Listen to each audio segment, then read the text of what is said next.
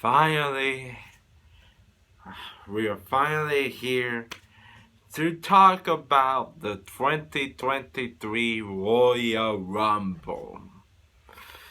As of this recording, by the time you're watching this, it will have been about a week and a half.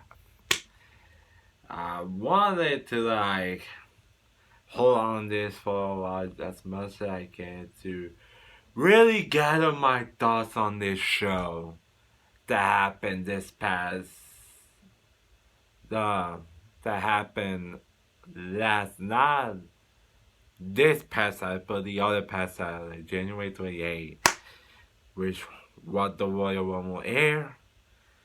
And yeah, and I will get to that awesome ending to the show. We will get to when we get to it. As far as this show goes, this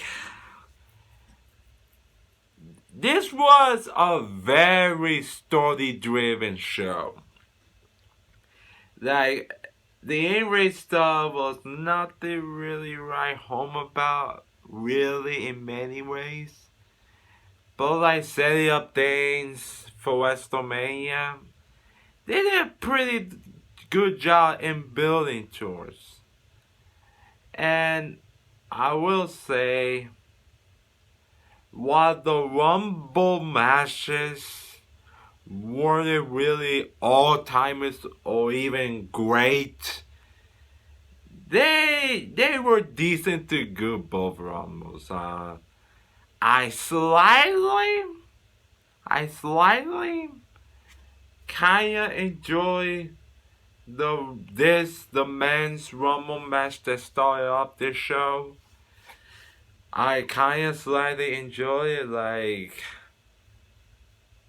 It wasn't like I said, it was the men's Royal Rumble match, which before we get to, Pat McAfee made his return, and the commentary's reaction was great. Michael Cole had a legitimate supply. He did not even know he was going to appear. As a matter of fact, he FaceTimed to mere hours before the show even aired. And Cody Grid did his part. Whether you could see if he was really feeling what he said, or this is just him pulling through words for the show, but they did a good reaction, and Pat McAfee's return was a welcome addition. He was pretty fun throughout the show, as he pretty much always says he ever did commentary. He is natural for it. So yeah, big plus for that. That kind of helped the show a lot, slightly in many ways. But yeah, so the men's Royal Rumble, it was good, and just that good. Gunther and Sheamus entering both first was a nice plus, continuing slightly their feud from the past few months. Well, they have been on and off in feuding since their Cash at the Castle match. They did that one match on SmackDown in October, I believe, where Sheamus technically won, but he didn't really. When there was a controversial moment where Walter tapped right, but not really.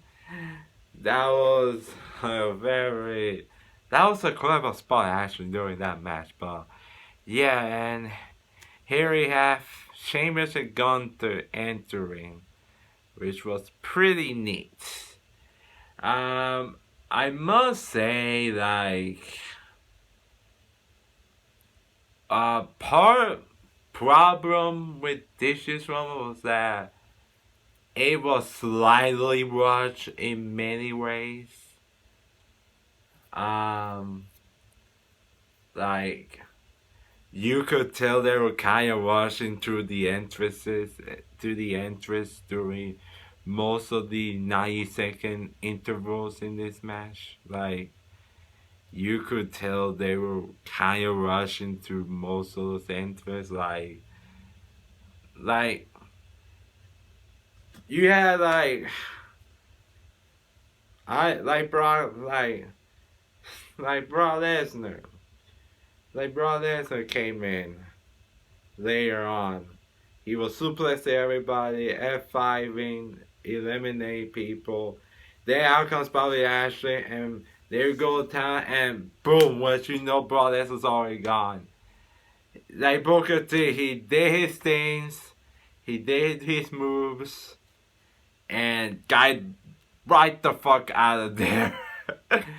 Even with that, she did some speed. He only did spears, eliminate people. Then that was it. Yeah, like they were really rushing it. Like you could tell it was fun, but at least you can say they were not boring, and at least in most with those moments they actually were trying to invent stories for it. Like Bobby Ashley eliminate Brock Lesnar, that obviously sets up a third match. Either the Chamber or WrestleMania. And even Edge came coming out and spearing everyone, and after he got eliminated by the Judgment Day, he continued to attack the Judgment Day right up until the stage where Rhea came in and attacked Edge, and Beth Phoenix came in. They did a great shot actually. With Rhea did his pose, and then Beth came in. Beth was in the safe, but the camera lighting was like the light didn't fully shining on her until the camera moved and point that into Beth, and that was a good visual shot there. And then that sparing Rhea the payback for basically Rhea killing her in that concerto spot back in Extreme Rules. That was actually one of the most entertaining parts of this match. Was that Rhea interaction? That what I will admit. There were and everybody was wondering where the hell was Rey Mysterio, where the hell was Rey? Because he came in 17, nothing happened. Then number 18 hit, and his fucking son Dominic wearing his own wearing his stats mask, and he got all gray hate. Like, I must say, Dominic has really become one of the most entertaining parts of Monday Night Raw. Like, he has some incredible amount of heat on him, and good job for him. And he's done a good job making me look forward to his match with Rey, that eventual match at WrestleMania. Like, that's fucking amazing. Like, for him wearing a mask. I will say they could have shown backstage of Rey like being not being physically attacked, because he apparently was injured, so he couldn't do it. The least they could have done was just laying down in backstage and wondering what the hell happened. And then Dominic came out. You're like, oh, it might have been Dominic to put theories on it if it was him. But yeah, so Dominic came out, and yeah, they were a little tight on surprises during the men's rumble, but look, I'm always on for surprises during rumble matches. In this case, I'm okay. In this case, I'm actually okay with them giving some spotlight and shine to their current stars instead of having relying their old past stars. And is it what we kind of always wanted, anyways? Just, just a thought. So yeah, um, so that's the match went on. There we go. Number 29, Logan Paul. And yeah, Logan Paul, yeah, maybe an asshole for what he did for that crypto controversy, that whole thing.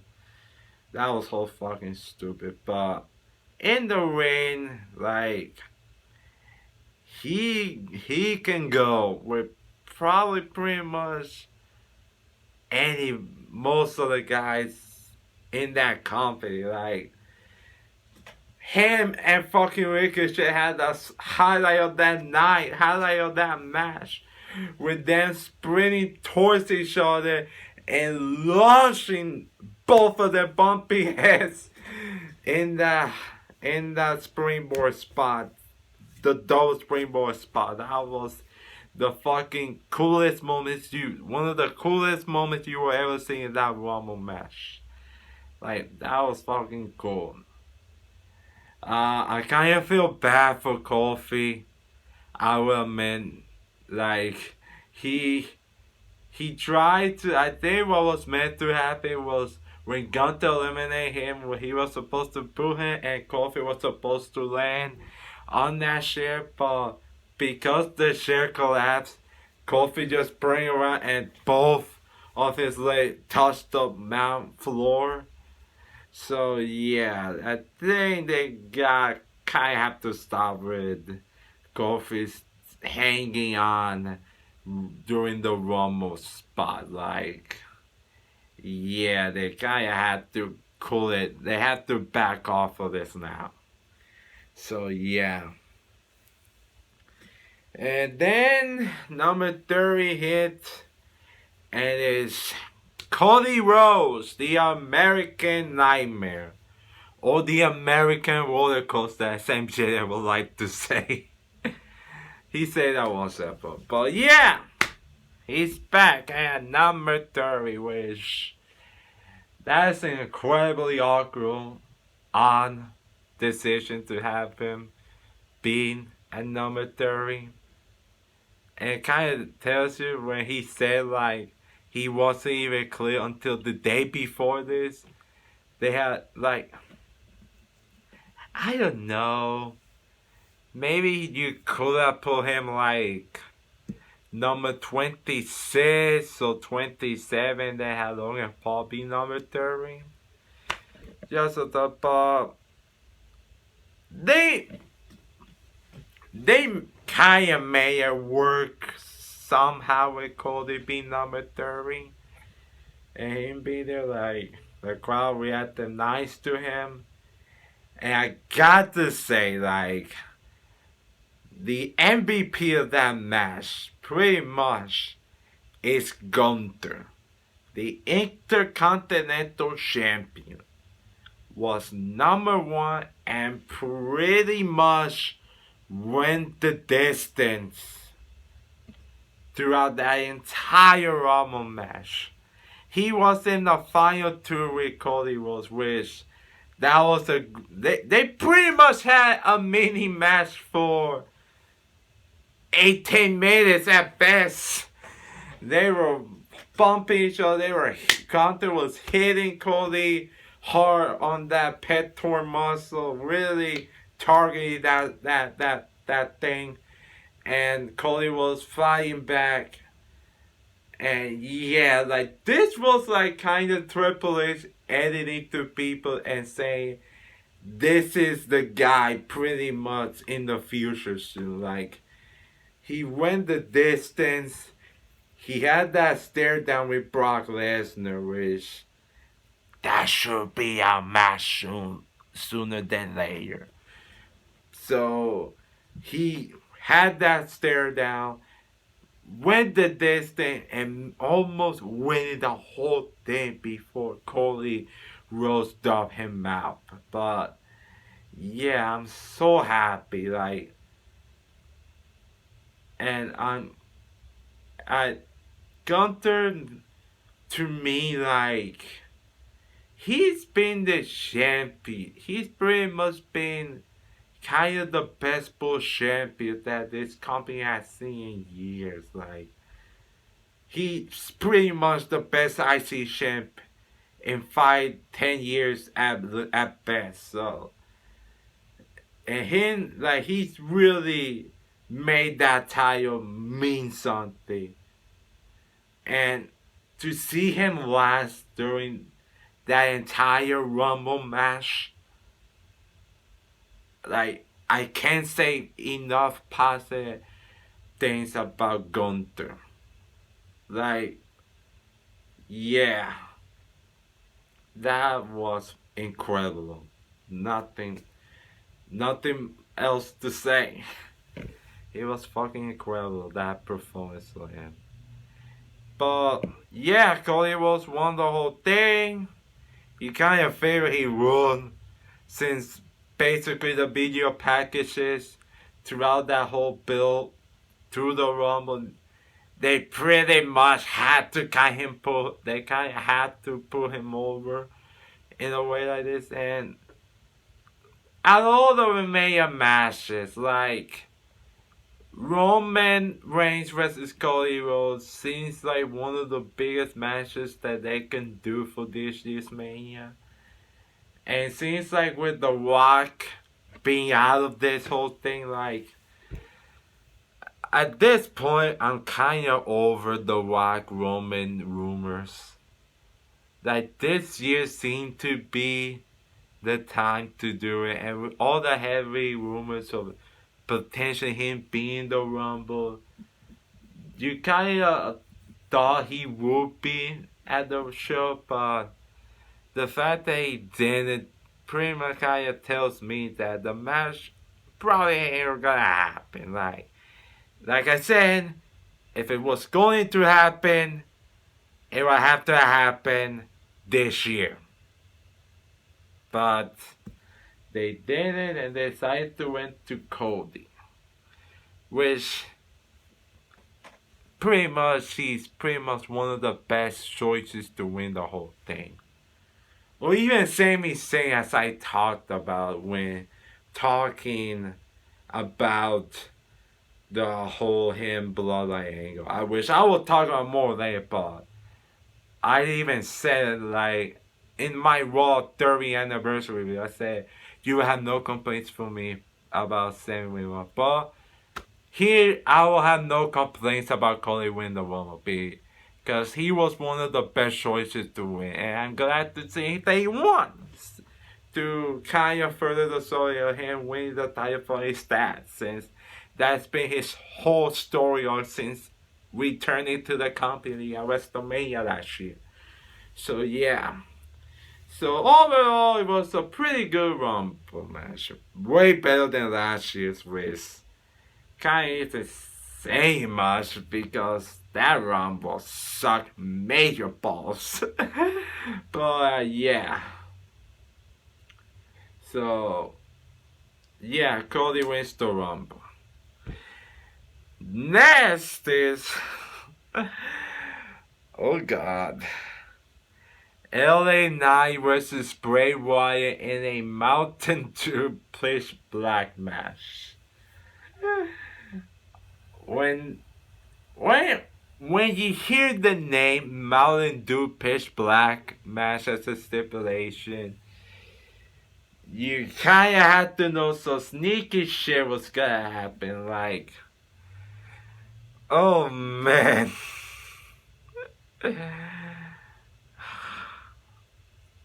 What can I even say about this match?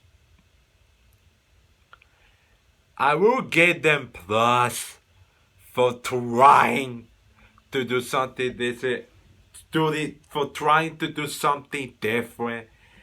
And admittedly, the visual lighting of the match was pretty cool with the neon and the Bray kind of like theme the match, but not really. That was pretty cool. But the match was just, it was just there. It was just there. Bray hits his finisher and wins.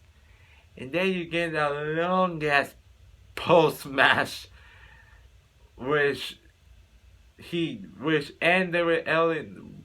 They had to have been somewhere like, I don't even know where the hell they were. They were cool.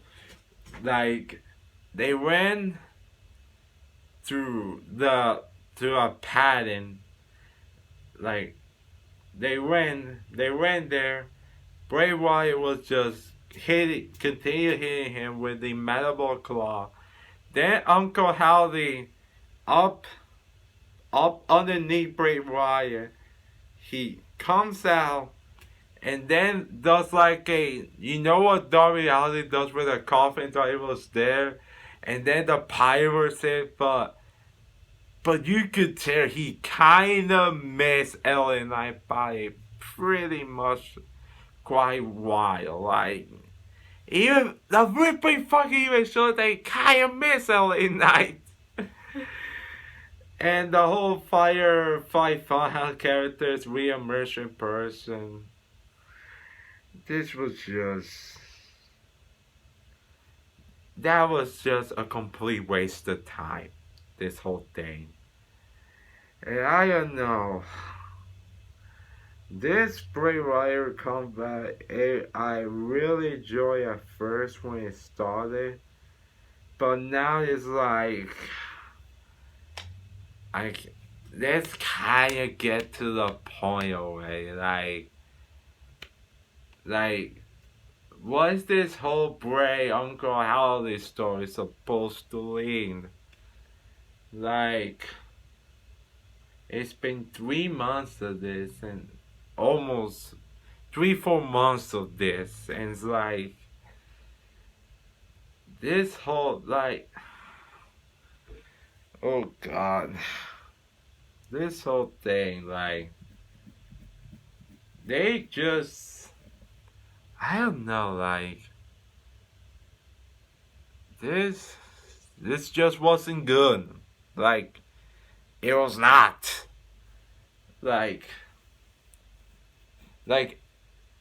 look, like the camera, the visual lighting of this match was pretty cool, and Bray sort of masking, like, the visual mask of him looked cool, but this match wasn't it, and this Bray Wyatt comeback has been incredibly lackluster so far. Hopefully he can turn it up, but as history we've seen with Bray Wyatt, it doesn't end well for him in most cases. Speaking not going to end well in most cases, the Raw Women's Championship match between Bianca Belair versus Alexa Bliss, and oh boy, these two try, but overall, like, they have much better matches than this. Like, you could tell there was some really sloppy moments during that match. It was sloppy in most cases, and the crowd didn't seem to care because they didn't thought we were gonna see a title change. And you kind of knew Bianca Belair was retained, so it was already a foregone conclusion. Like, man, this might actually be worse than the Bray LA Knight stuff, because with Bray and LA Knight, they didn't know what to expect from it. But I expected a bit more for Bianca and Alexa. And this was kind of the worst match of the show. Pretty much. So yeah, Bianca Belair retained. They regained this more or less of Britt's Uncle Howdy shit. Like, who the fuck knows this is going? And at this point, like, it's hard to care when it comes to Alyssa, this Uncle Howdy thing. Like, who kinda cares about? Now let's finally talk about this. Is admittedly where the show peaked. You had a good rumble, then it fizzled down pretty quickly with those two matches. The Royal Night match, the Pitch Black match, and the Bianca Alexa match. But then kind of turned up a little bit with the Women's Rumble. Which, it was like the Rumble. Like, it wasn't too particularly spectacular. It wasn't one of the great ones. It wasn't one of the either one of the great ones I thought. For the most part, it was pretty fine. The Women's Rumble match, like, I love the idea of Rhea Ripley and Liv Morgan. Pretty much went the distance. That entire match, they started it and then it ended it with both of them. That was a great decision, Boogie here. And yeah, like, I will say it was kind of hilarious. I think Liv Morgan herself pitched in interviews she wanted to be number one, but then they say, you're number two.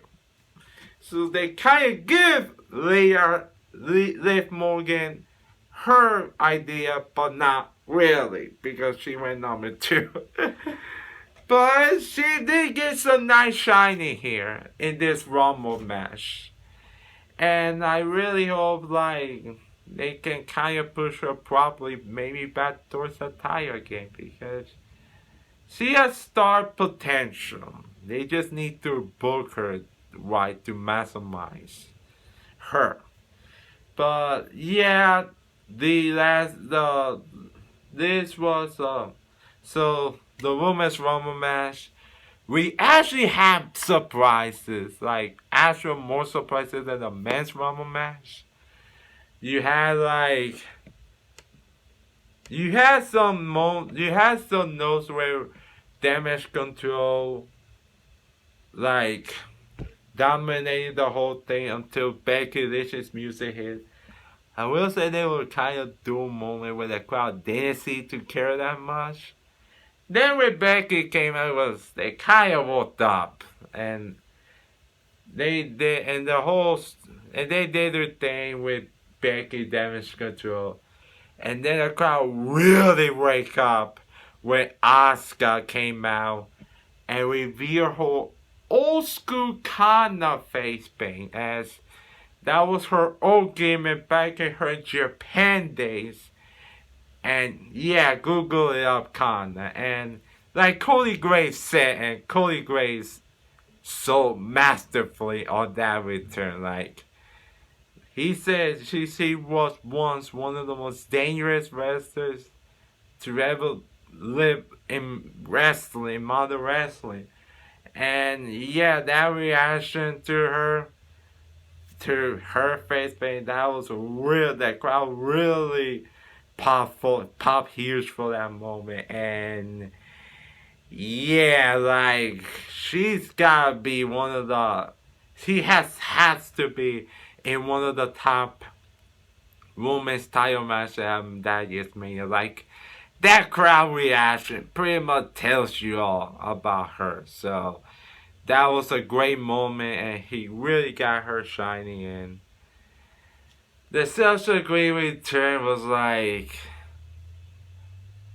I get what they're trying to do with her gimmick. She's not going to be a Karen type of gimmick, which sounds interesting and not at the same time when you really think about it. But yeah, she came in and was immediately gone. like What? She came in like, couldn't she not last a minute here? Like a little more than this before getting dumped out quickly? I mean, she didn't have to do too much, but like, you could give it a little more than this? I'm just asking. I really love the Michelle McCool return, which she was acting like, holy fuck, because they show her in the crowd beforehand. Like, she was in the crowd, in the attendance throughout most of the show until she hit, and she was like, holy shit, I'm actually in.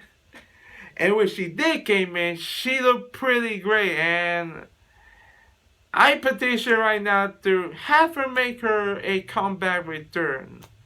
Just like they kind of did to Mickey James a few years ago when she came back like 5-6 years ago, I think.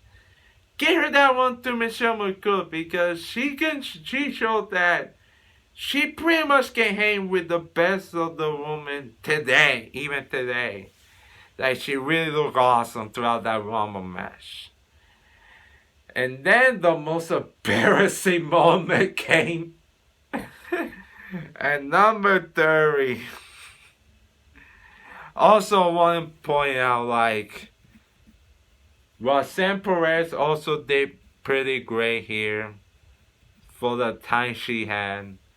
Like they were, I don't think they pretty much lying when they say she's pretty much the future of the women's division. And she's been tearing up so far in NXT, and I really look for what her main roster runs looks like. And in the Hartwell showing the other school. But then number 30 hits. They didn't even play the fucking countdown, and Nia Jax is there. And when she came in on that stage, you could kind of hear buzz a little bit when Michael Cole was trying to announce about Nia Jax. You get a little bit of buzz to tell me. Like, Nia Jax coming back is like, what? And then the bashing of that moment is like, well, that's pretty much a nice representation of her career. So she pretty much has a reputation of bashing things and injuring most of the women.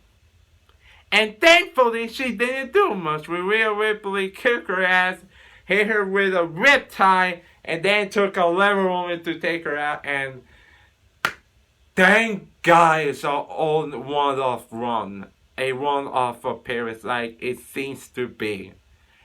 Thank God. Like,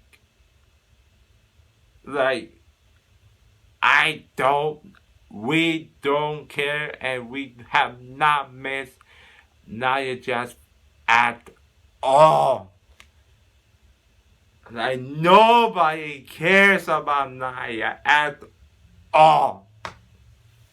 Like, thank God that was a one-off appearance. And then the final three, the ending of this, pretty much like the men's Rumble match, was pretty great with Rhea, Liv Morgan, and Asuka. The crowd really came to their feet for it.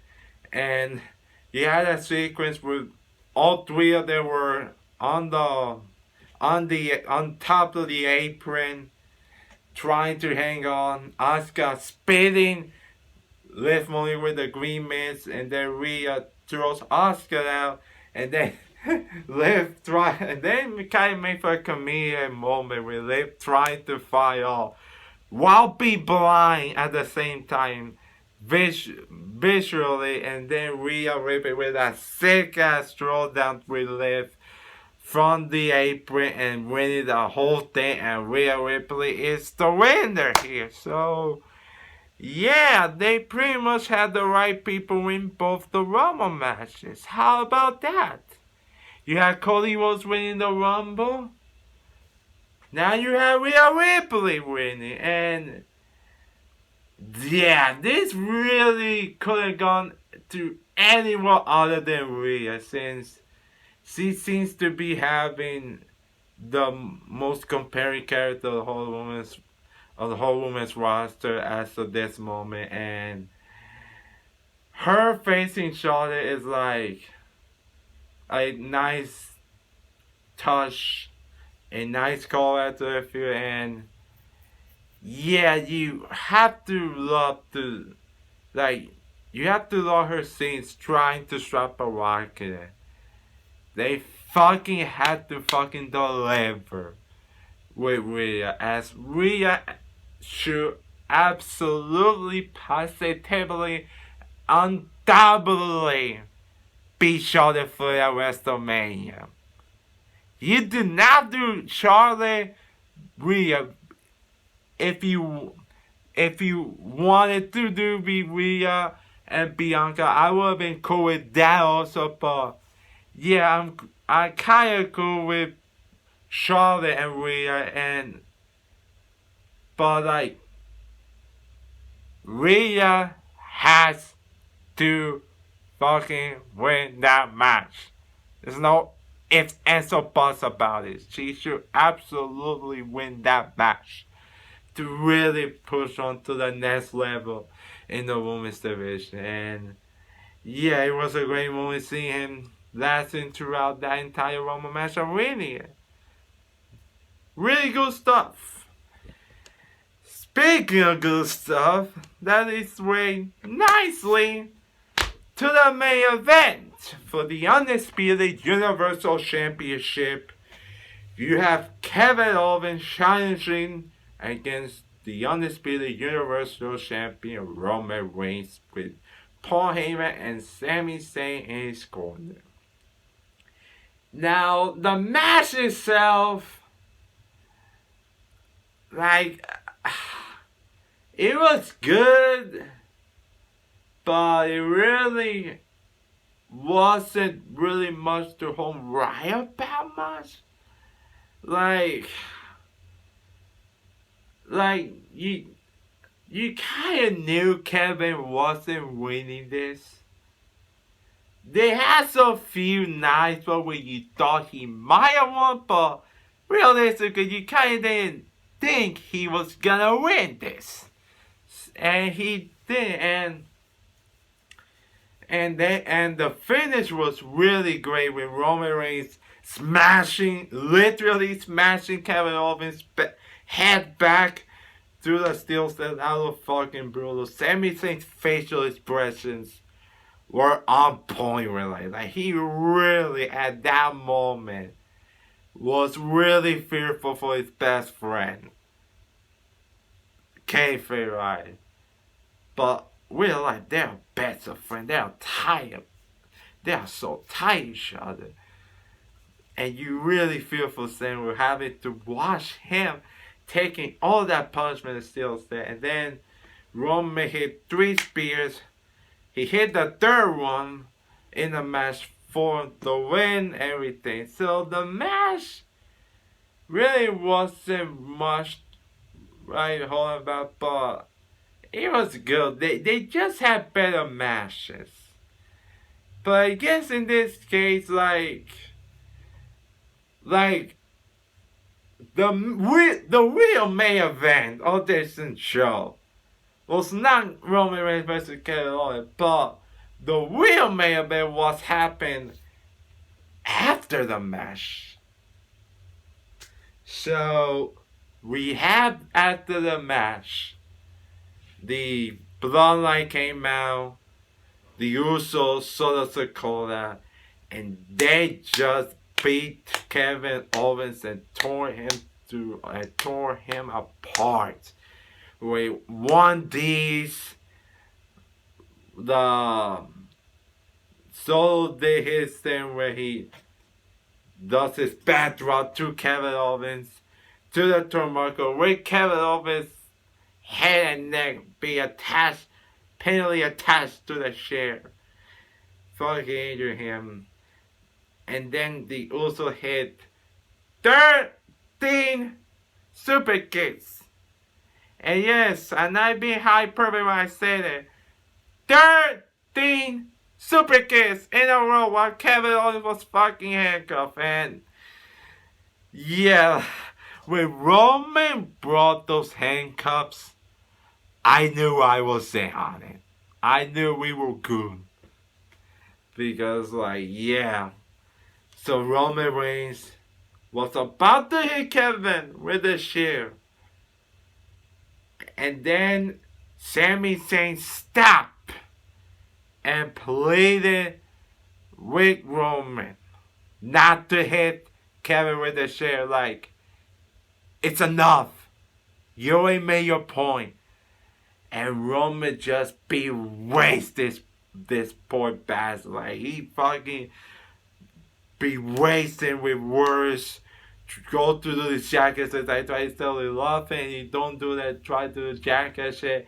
And then pushing Sami's head over it. And then Sami Zayn rasp Roman Reigns with that shit through a monster ovation for that crowd. Like, there are crowd pops, like loud crowd pops, and there's this one where it was so fucking loud, the audio kind of muffled a bit. When did that share shot happen? But holy fuck. It was a callback to when Seth Rollins did the share shot with Roman Reigns to split up the Shield. And ended that whole arc of the Shield. And then Sami Zayn pretty much say something to the only person he knew how to say. It was Jey Uso with Jey, what are you doing, man? And then Jimmy Uso super kicked Sami. And when that happened, and when that attack happened to Sami, like, it hits you like a fucking knife stabbing you. Like, it was fucking devastating. It really was. They were beating him down senselessly. And Jey Uso having a real life crisis in that moment.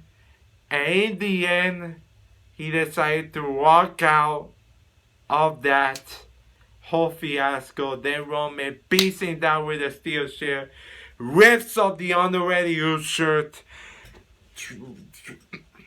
rips apart traces of the Samoan thing, the Hawaiian thing he has, the necklace thing. He rips off some pieces of it.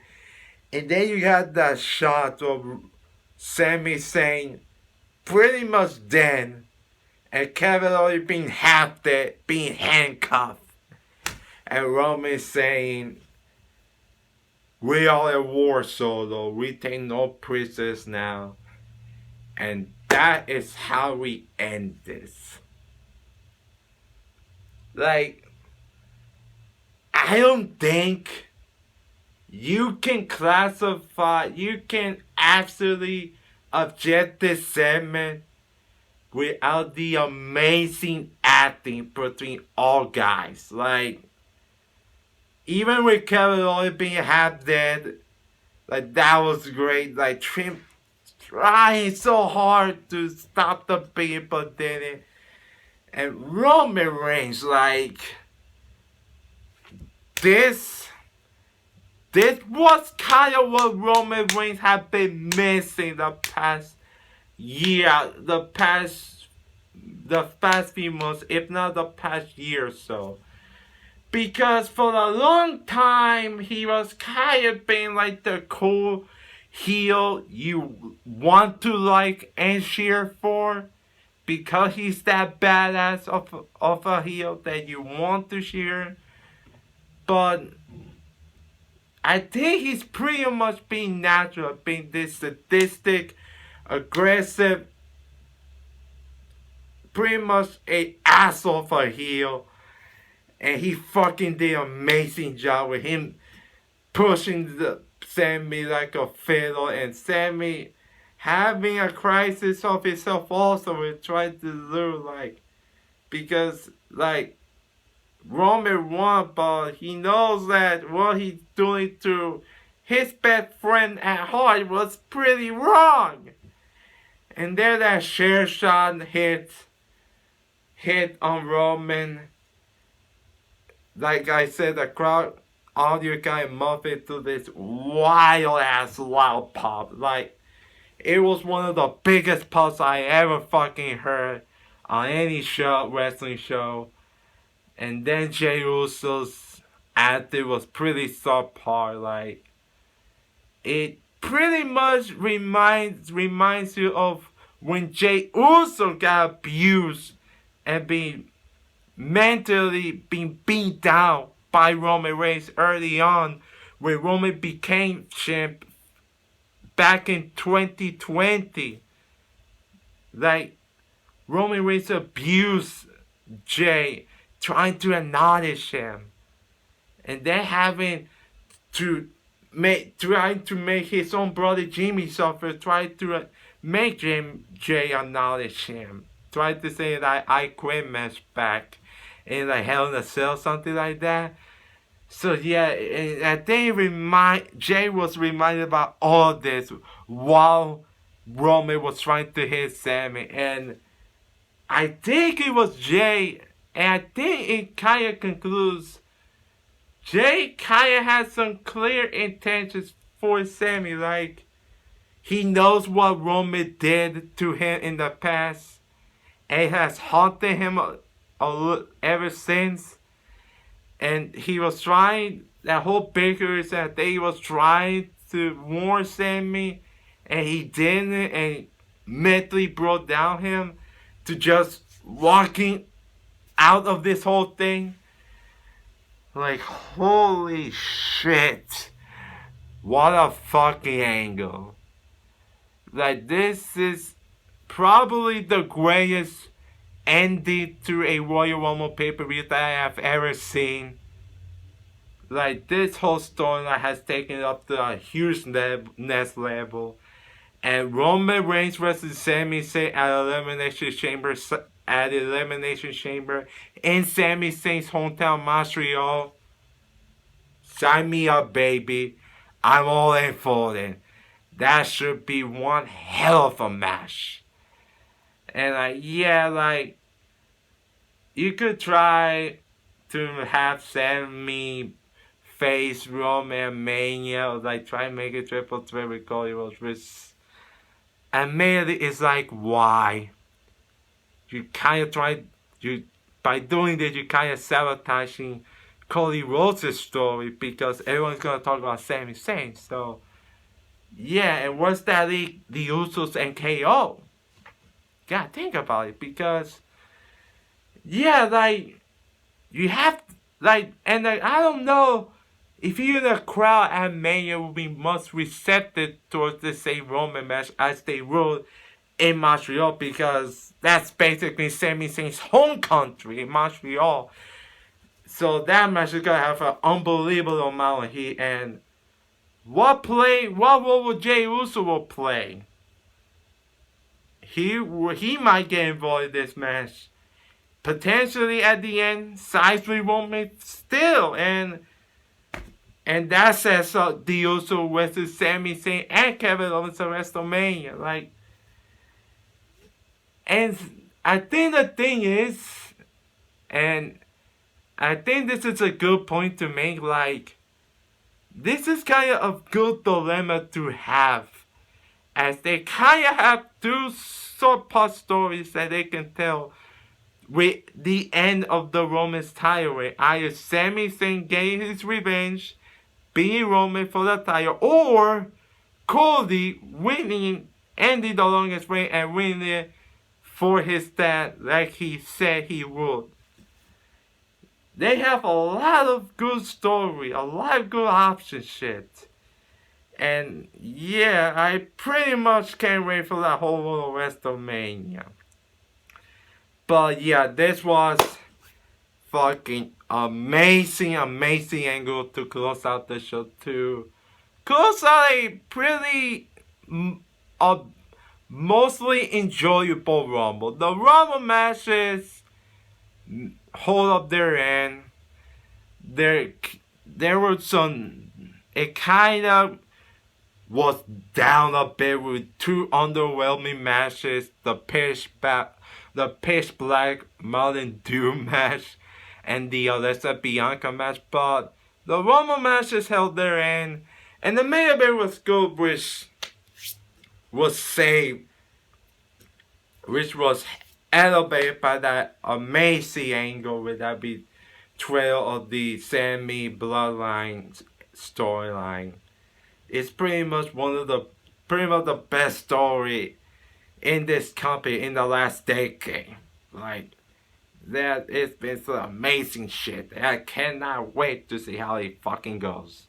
And with that Roman Sammy match coming, eventual Roman Sammy match at the Chamber in Montreal, Sami Zayn's hometown, that's gonna be so good as shit. So yeah, that is it for my Rumble review.